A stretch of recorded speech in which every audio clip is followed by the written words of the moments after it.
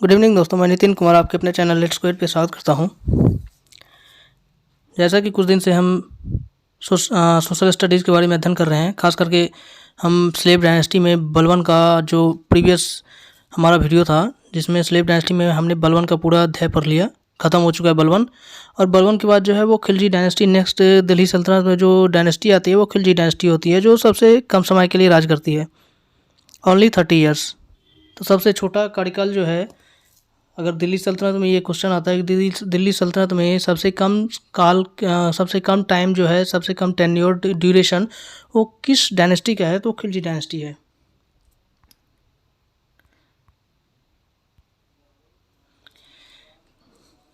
तो जिस किसी ने अभी तक इस चैनल को लाइक से सब्सक्राइब नहीं किया है वो प्लीज़ अपने ग्रुप में इस चैनल को शेयर कर दें, लाइक कर दें, सब्सक्राइब कर लें और एक थंब बटन दबा एक थम्स अप कर दें, ठीक है। तो चलिए शुरुआत करते हैं। जैसा कि मैंने बता दिया कि खिलजी डायनेस्टी सबसे छोटी डायनेस्टी है दिल्ली सल्तनत का। ये भी क्वेश्चन आपको बनता है एग्ज़ाम में कि दिल्ली सल्तनत में स्लेव डायनेस्टी के बाद, बलवन के बाद कौन सी डायनेस्टी आती है दिल्ली सल्तनत में, तो खिलजी डायनेस्टी आती है। और सबसे छोटी डायनेस्टी कौन सी थी, तो खिलजी डायनेस्टी थी। जैसा कि आप यहाँ पे देख रहे होंगे, दिल्ली सल्तनत का सबसे कम समय तक राज करने वाला वंश, ठीक है, जो कि सिर्फ 30 साल ही राज कर चुकी, जो कि 1290 से 1320 एडी तक आता है। हमारा इतिहास जो है वो ये एडी जो होता है, ये आपको एक सन को काउंट करने का, मतलब एक टाइमिंग को काउंट करने का, ये एडी के रूप में या बीसी के रूप में इसे हम डिनोट करते हैं। एडी मीन्स होता है एनो डोमिनी, ठीक है। एनो डोमिनी जो होता है वो मेनली हम इतिहास को जो टाइमिंग काउंट की जाती है वो ईसा मसीह के जन्म से टाइमिंग काउंट की जाती है।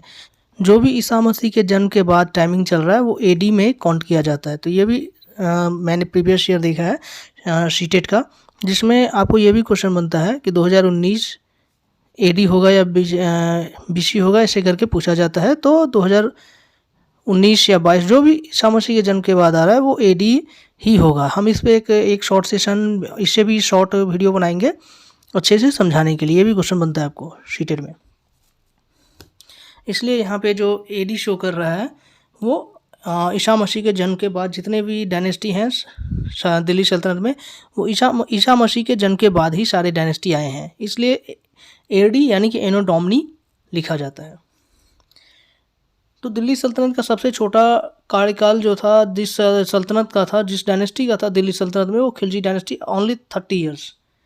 जलालुद्दीन खिलजी जो थे वो प्रथम शासक थे खिलजी डायनेस्टी के। इन्होंने खिलजी डायनेस्टी का संस्थापक माना जाता है।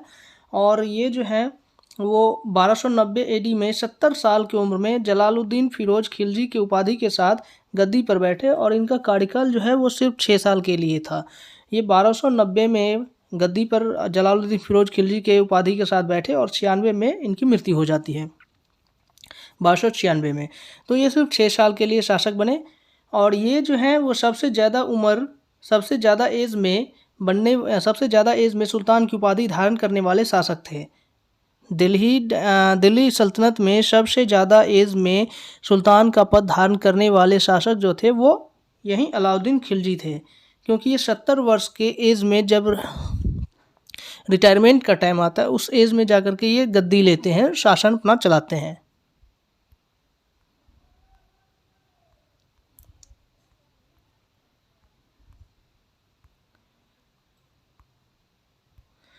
राजधानी जो इन्होंने बनाया, जलालुद्दीन खिलजी ने जो अपना राजधानी बनाया वो किलोखड़ी को बनाया, ठीक है। किलोखड़ी जो थी वो जलालुद्दीन के द्वारा बनाई गई राजधानी थी। इल्तुतमिश जो था वो दिल्ली ले आया था राजधानी को, ठीक है, लाहौर से। लेकिन फिर जो ये खिलजी डायनेस्टी का टाइम आया तो खिलजी डायनेस्टी में जलालुद्दीन खिलजी खिलजी डायनेस्टी के संस्थापक जो थे वो किलोखड़ी अपनी राजधानी कर लिए फिर से। तो फिर देखेंगे हम आक्रमण 1292 में मंगोल आक्रमणकारी हलाकू के पौत्र जो था अब्दुल्ला का पंजाब पर आक्रमण हुआ। लेकिन जलालुद्दीन खिलजी से परास्त होने के बाद ये हलाकू जो था वो इंडिया छोड़ के चला गया, ठीक है। लेकिन चंगेज़ खां का जो वंशज था, चंगेज़ खां का जो वंशज उलगू था, उसने यहीं पे रह करके इस्लाम धर्म ग्रहण कर भारत में रहने का निर्णय लिया तथा जहाँ ये लोग बस गए वो मुगलपुरा कहलाया। तो देखिए उस टाइम के मंगोल और चंगेज़ खां जो थे, मंगोल के वंशज और चंगेज़ खां के जो वंशज होते थे वो बहुत ही मतलब दयनीय होते थे और वो खुदा का कहर माने जाते थे। लेकिन ये इतने एज में सबसे ज़्यादा एज में बनने वाले जलालुद्दीन खिलजी जो था, सबसे ज़्यादा एज में शासक जो बना, फिर भी ये अपने शासन के टाइम में इस महान आक्रमणकारी या जिसे हम रोवर्स बोलते हैं, कुछ भी बोलिए, डाकू बोलिए, तो उसको ये परास्त किया और उसमें हलाकू जो था वो इंडिया छोड़ के चला गया और चंगेज़ खां का जो वंशज उलगू था वो इंडिया में ही रह करके इस्लाम धर्म ग्रहण करके जहाँ ये लोग बस गए वो मुगलपुरा कहलाया।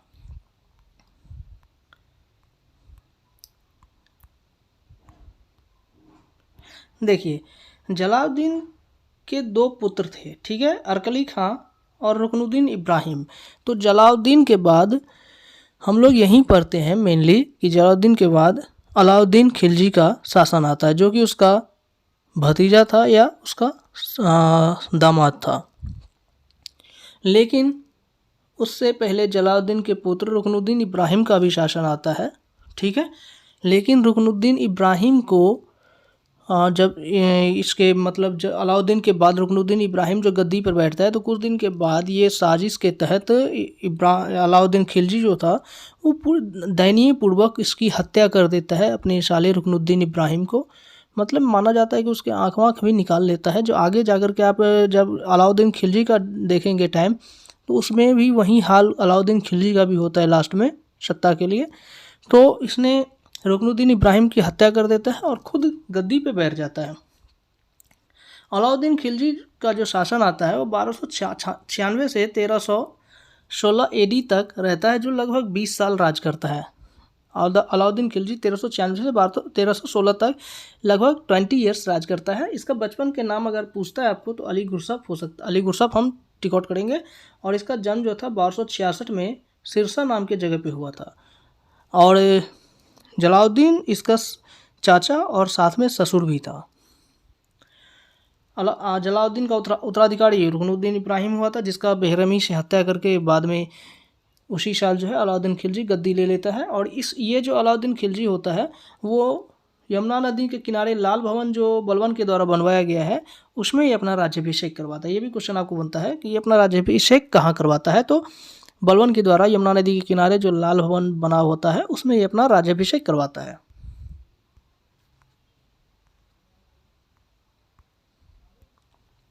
इसकी उपाधि हम देखेंगे सिकंदर-ए-सानी पूछा जाता है। भारत का समुद्रगुप्त किसको कहा जाता है, ये भी पूछा जाता है। सिकंदर-ए-सानी भारत का समुद्रगुप्त, जनता का चरवाहा।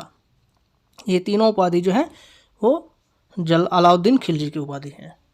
इसका स्वरूप हम देखते हैं तो किस राइटर ने क्या इसके बारे में अलाउद्दीन के बारे में लिखा है, वो स्वरूप में आप देखेंगे। RS शर्मा जो है, RS शर्मा अलाउद्दीन को भारत का पहला मुस्लिम शासक कहते हैं। लेकिन पहला मुस्लिम शासक तो था नहीं, उन्होंने बता दिया कि पहला मुस्लिम शासक थे। आशीर्वाद लाल जर्मनी का बिस्मार्क कहते हैं। जर्मनी का बिस्मार्क कौन कहता है, आशीर्वाद लाल। स्मिथ जो है वो अलाउद्दीन के शासनकाल को लज्जापूर्ण बताता है।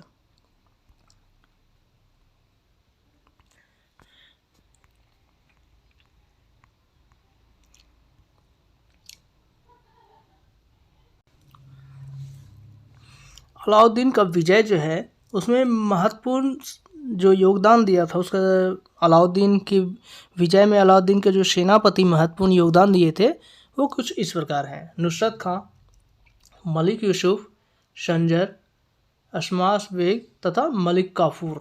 1000 दिनारी जिसको बोला जाता है मलिक काफूर, यही वो मलिक काफूर होता है जो बाद में जो रुकनुद्दीन इब्राहिम के साथ अलाउद्दीन करता है गद्दी के लिए, वो उससे भी बुरा हाल कहा जाता है कि उससे भी बुरा हाल ये लास्ट में मलिक काफूर 1000 दिनारी जिसको बोला जाता है वो अलाउद्दीन के साथ करता है गद्दी के लिए। आज का सेशन आपको अच्छा लगा हो तो प्लीज़ लाइक करना ना भूलें, शेयर करना ना भूलें, सब्सक्राइब करना ना भूलें। और इस तरह के जो भी कंटेंट अपलोड होते हैं वो आपको हमेशा सबसे पहले प्राप्त हो, इसके लिए बेल आइकन दबाना ना भूलना और एक थम्स अप करना। Thanks for watching.